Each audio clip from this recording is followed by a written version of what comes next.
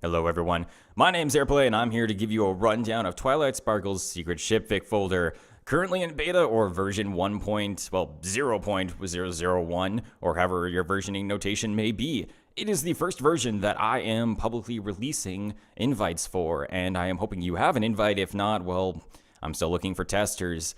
It's quite hard actually to find a lot of testers, but hey, if you want to play, just send me a message. That's all it's really going to take. Anyway, without further ado, I want to mention first that this is not affiliated with the Overmare Studios, and it is not affiliated with Horrible People Games or Pixel Prism. As this may be a derivative, well, I'm basically just trying to say this isn't official, and the most confirmation I've ever gotten is basically over tweets like, hey, look what I made kind of thing. As everyone does, and I've just kind of made this in my free time here. So without that, I'm going to be explaining in this episode just kind of the game mechanics and how to use the version. For anyone who's played Vassal, it's going to appear very, very familiar, and you're probably going to pick up on it right away, but there are going to be quirks and stuff I'll go over. But ultimately, we are going to be shipping ponies, and that is the point. I won't be explaining so much of the game itself, though. So, like, what is a ship, what is a pony, and everything. For that, I just highly recommend reading the massive document that Horrible People Games has put together on how to actually get started and start playing. So I'm just going to log in here with bcrypto's thing. There we go. I will not save my password. It is a terrible password that I need to change. And it is not password for anyone asking who probably tried that and paused the video. Anyway, so now we're just in the dashboard. It's pretty ugly. I'm going to be straightforward. Like, I haven't done this. This is just for, like, purposes now of getting the point across. And there'll be lobbies, there'll be other stuff in here that we'll actually make use of. But right now, all games are private. So that means you and your friends have some medium of communication that you can communicate and talk to about the game and everything. And actually, work through your steps. I'll show you in a minute how it is. It'll make more sense once I'm in. I'm just going to create a game. Let's call it Shipping Incorporated. And we'll load in the game here. It's going to load relatively fast because everything's on the CDN right now, all the cards. And they're all cached right now. So the game loads pretty fast. Now, before I get into that, you'll notice we have a canvas here. A blank shipping canvas or shipping grid, as it's commonly referred to as, just missing the lines. Anyway, what we can make sense from this is this URL right... Oh, I de-highlighted it. Hold on, I'm loading it up on another browser as well. So this is the game right here, as is. This is all you need. This is all you need to link somebody to the game for them to play. Currently, they do need to be registered, but if you just give somebody a link, they can jump in a game, no questions asked. So that was kind of the goal, is about usability and accessibility, and just try to get people into a game as quickly as possible without the hassle. And that's kind of where I was going for. I was seeing lots of hassle with Vassal, a lot of setup time. Games took maybe a few hours, especially if you were slow. And I just wanted to kind of speed up that process and provide the accessibility on a browser. So now that you're like, it's in a browser, some of you were probably wondering, well, does that mean it's mobile friendly? Yes and no. So I've tried it on several phones. This currently crashes my Galaxy S3 and a few other phones I know of. It might work on an S5. I don't know. Use that relative measurement to your own gratification. But it does work on my tablet, on an S3 tablet. A Note S3, I think it is, or something. Galaxy Note tab. I can't even remember my own product names. Anyway, it's something, yeah, Galaxy Note something. You can go off of that. And it does work on there, but not very well right now, as I'm still trying to get it. It's touch-enabled, yes, but I'm still trying to get it working. And ultimately, laying back in your favorite armchair and shipping ponies, what's not better than that? Maybe have some vodka as well. I mean, that just goes along with the thing. You'd have to wonder if Twilight was drinking cider while she was, making some of these ugly ships we're about to make. But I digress. What we're here to do is show out the things. You'll probably notice me zooming in and out of the grid, so you can do that with the mouse wheel. Sorry about that. Apparently my numpad is linked to stop and start recording. Well, that was smart of me. Anyway, picking off where we left off. WASD to move around, zoom in, zoom out. Right.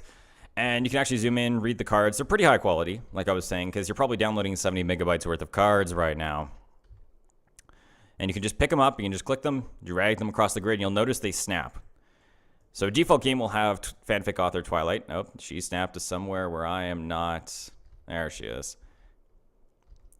and she'll snap in the right position. So if you got friends who like to mess up your grid, well, hopefully this should help and keep everything, you know, nicely formatted.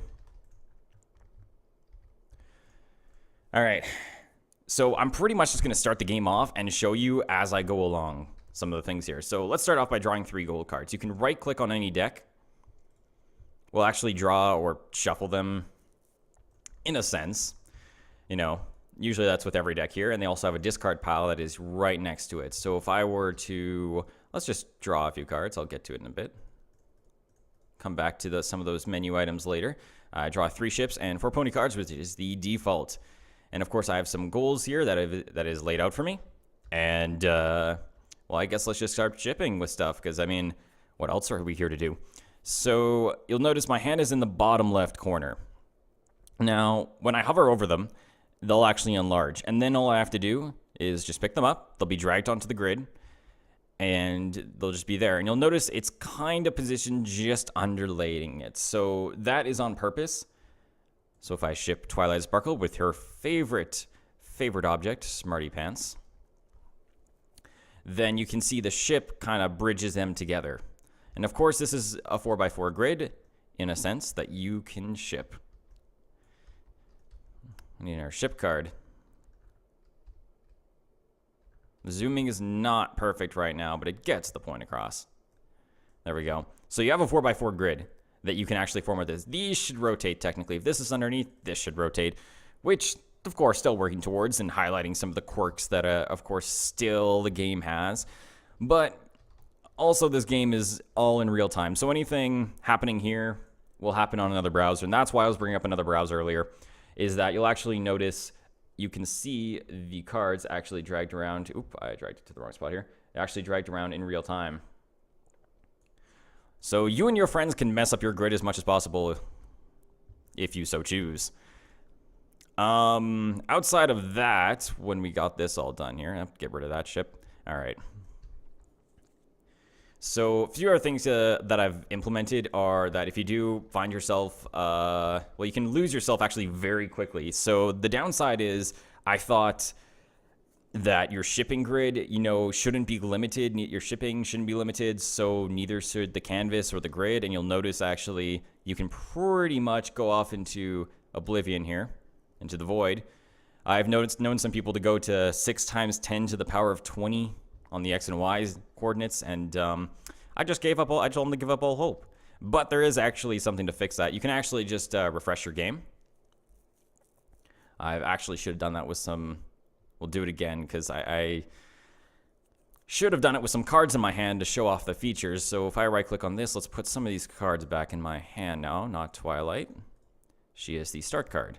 And if I were to refresh the game, or if I lose connection, it will just load back up and load back in your hand, and you can pick off right where you left off. No questions asked. The idea behind this was to, yeah, if you were to, say, sign in on mobile, let's say you were playing a game on desktop, you're like, oh man, I gotta go. You can just put the game right on your phone, and it will pick off where you left off, and you can get going somewhere. That was at least the intention. So with that in mind, what else can we do here? Some of the quirks, I guess. That's one of the major ones. So the zooming in and zooming out, as you can probably see, could probably get a bit motion sick from that. If you got a bad connection, these cards may glitch. They may not load. Still working towards that. Also, you'll probably notice fanfic author Twilight when I said don't put her in your hands. Well, there was a very good reason for that, which I will show you, as there's actually a glitch. If I just refresh now. Oh, no, I was supposed to put her down, then refresh. There we go. She is now frozen to the grid and can no longer be moved. So if any friends join your game after, they couldn't move her around. If you know, you draw Derpy and swap her out, you couldn't swap her then, or something like that. So still a few bugs like that, but you know, Twilight, you know, engraved in her own shipping madness, you know, ain't so bad. She's frozen there for all time. If only she was in the right spot. That pretty much covers the majority, I think, of the bugs that we're kind of fixing. Other than that, draw more cards, but let's see. Sorry, I'm just trying to go off. I'm going off on so much of a tangent, being like, oh yeah, these bugs exist. You can do X, Y, and Z and stuff. Currently, it supports 6 players, and again, the game is private, but I intend to change that. And the games reset every night at like, I don't know, at midnight when I do my push. So midnight EST. Outside of that, you should probably just have fun with this and just ship with friends. Anyway, this has been Airplay at a first look at Twilight Sparkle's secret ship folder. Hope you enjoyed.